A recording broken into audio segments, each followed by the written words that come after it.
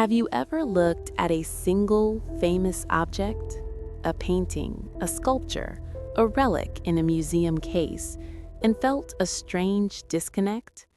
You know its name, you've seen its image 1,000 times, but the real story, the human story behind it, feels locked away behind glass and historical jargon. It becomes a symbol, an icon, and in the process, the very thing that made it extraordinary in the first place gets lost. Tonight, we're going to pick one of the world's most famous objects, the golden mask of Tutankhamun, and we're not going to talk about it, not directly at least. Instead, we're going on a different kind of journey. For the next hour, we will use that mask not as a destination, but as a key to unlock a far more fascinating and profound mystery than how was it made or what does it mean. We're going to explore a question that gets to the very heart of history, memory, and our own modern minds. How does the world create a celebrity? And what does it take for a forgotten, fragile teenage boy from over 3,000 years ago to become, against all odds, the most famous Egyptian of all time? This isn't just a story about archaeology. It's a story about narrative alchemy. It's about how a combination of sheer accident, human psychology, brilliant marketing, and cultural hunger can conspire to resurrect a person from total obscurity and place them on a global pedestal. Tutankhamun's mask is less a portrait of a king and more a mirror reflecting our own obsessions with treasure, with mystery, with tragedy, and with finding a human face in the distant past. So, get comfortable. We're leaving the textbook summary behind. We're going to trace the improbable, winding path that leads from a silent, dark tomb in a valley of forgotten kings to the blinding, noisy spotlight of the modern world. Let's begin not with gold, but with silence. Imagine for a moment the ultimate failure. In the grand, millennia-spanning narrative of ancient Egypt, Tutankhamun was, by any practical royal standard, a footnote, a minor king, a boy placed on a throne during a turbulent period of religious revolution and counter-revolution.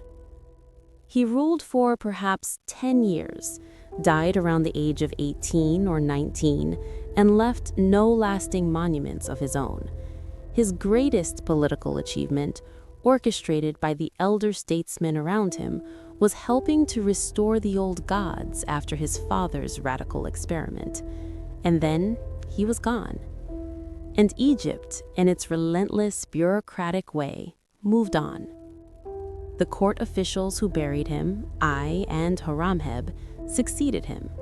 Horemheb in particular worked diligently to erase the memory of the entire Amarna period, the time of Tutankhamun's father, Akhenaten.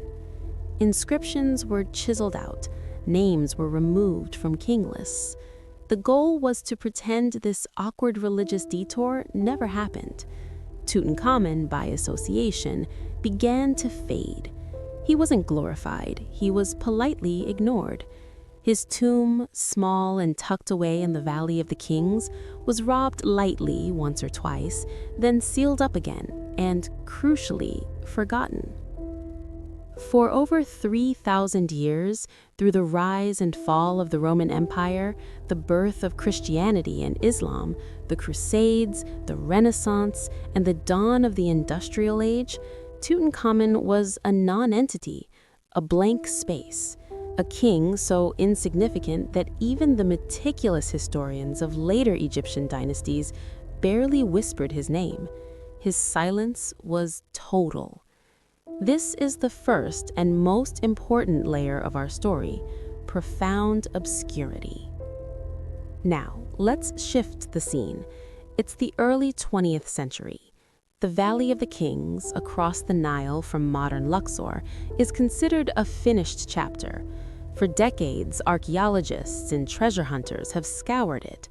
The great pharaohs, Seti I, Ramesses the Great, their massive, plundered tombs were known. The consensus among experts was that the valley had yielded all its secrets. It was a picked-over site, a museum of empty chambers. Enter Howard Carter, not a stuffy academic, but a stubborn, detail-obsessed artist turned archaeologist, and his financial backer, Lord Carnarvon, an English aristocrat with a passion for the new technology of motor cars and a health condition that required warm winters. Their partnership was, on paper, a long shot. They were digging in a place everyone else had given up on. Season after season, they found little. By 1922, Carnarvon's patience and money were running out. He agreed to fund one final make-or-break season. This is where accident number 1 comes in. Carter decided to dig beneath a cluster of ancient workmen's huts, a spot others had considered just a dumping ground for rubble. And there, under the debris, his team found a step, then a staircase, then a sealed doorway. The seals bore a name that was only vaguely familiar to scholars: Tutankhamun. When Carter peered through a small hole into the antechamber on November 26, 1922, and uttered the famous line, "Yes, wonderful things," he was describing more than gold. He was describing pristine context. This was the second layer, serendipitous discovery. Not just a find, but a complete find. While every other royal tomb had been stripped bare by ancient thieves, this one, hidden by chance and flood debris, was nearly intact. It was a time capsule. But a discovery in a remote Egyptian valley doesn't become a global sensation on its own. This is where the 20th century itself becomes a character in our story. The year was 1922.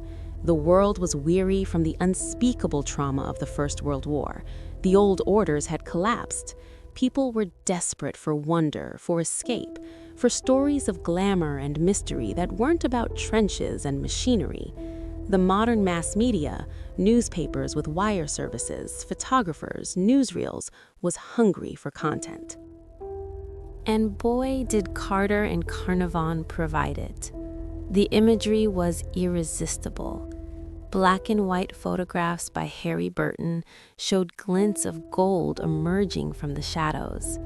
Stories described a king's ransom, untouched for millennia.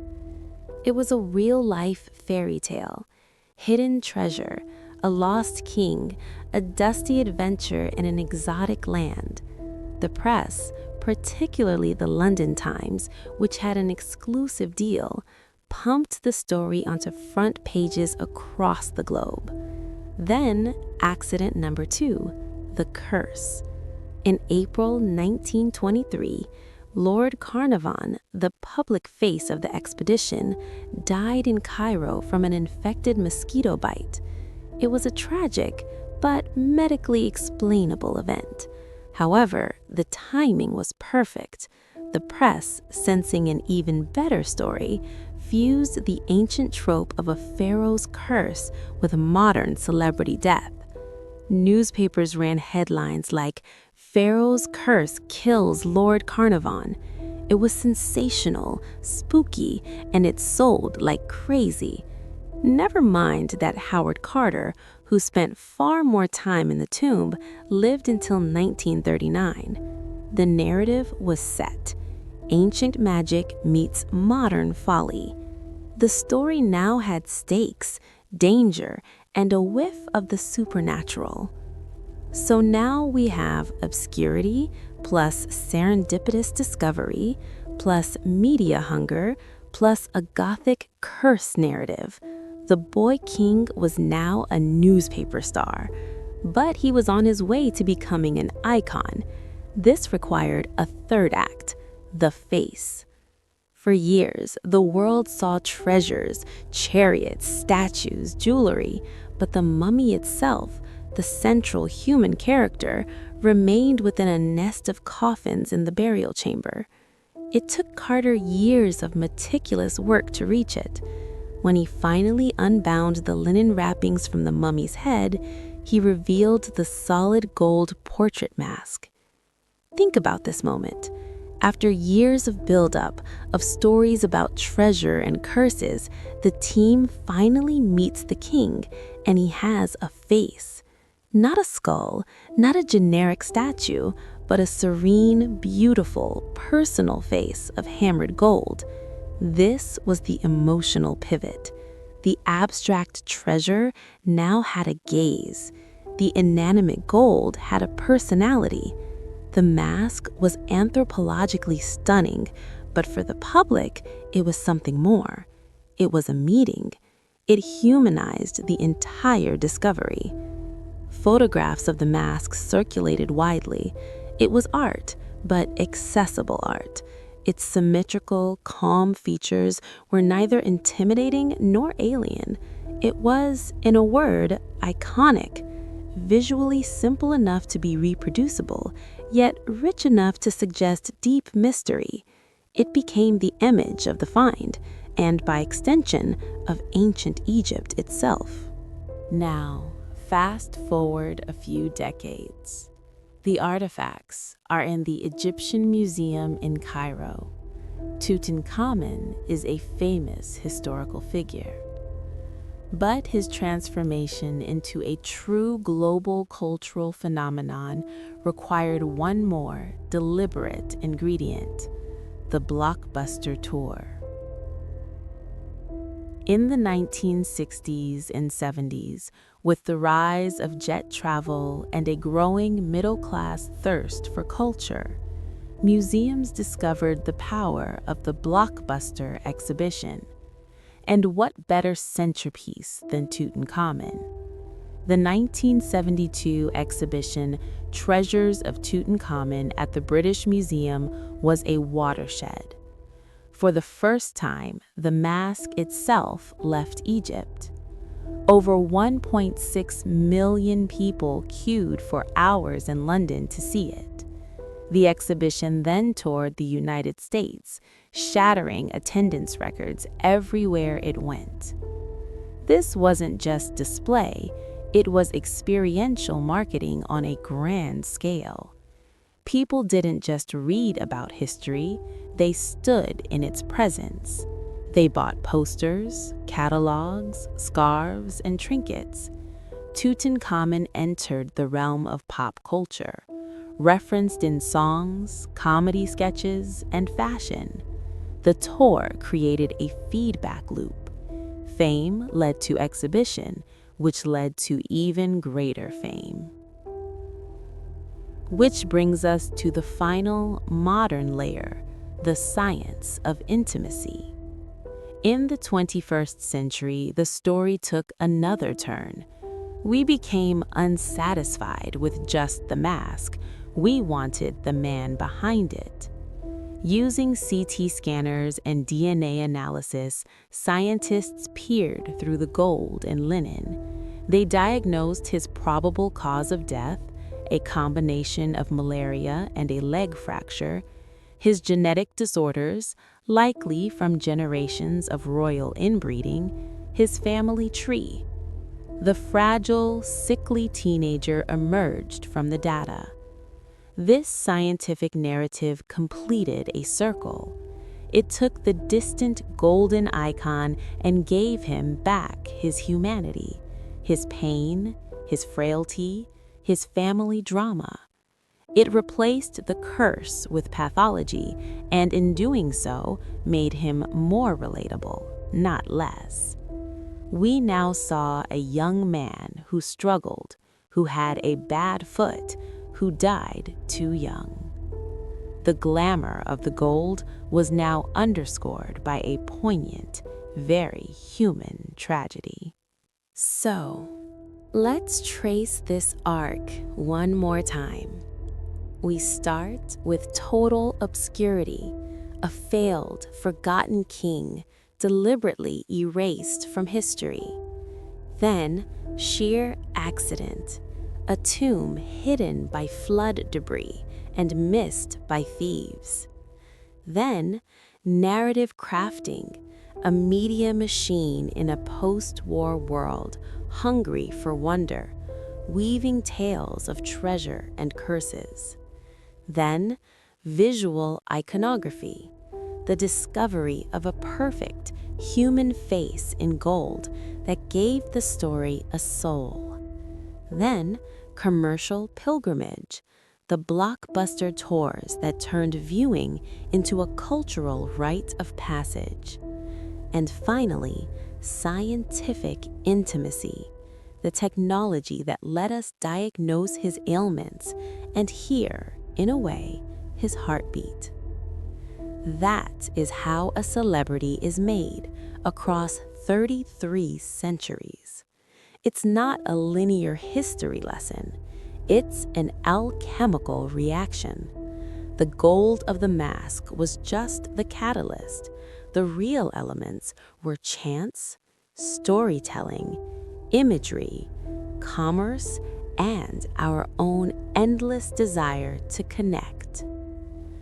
The Mask of Tutankhamun, therefore, stands today as two objects simultaneously. First, it is an exquisite ancient artifact, a masterpiece of funerary art meant to guarantee a king's divinity in the afterlife.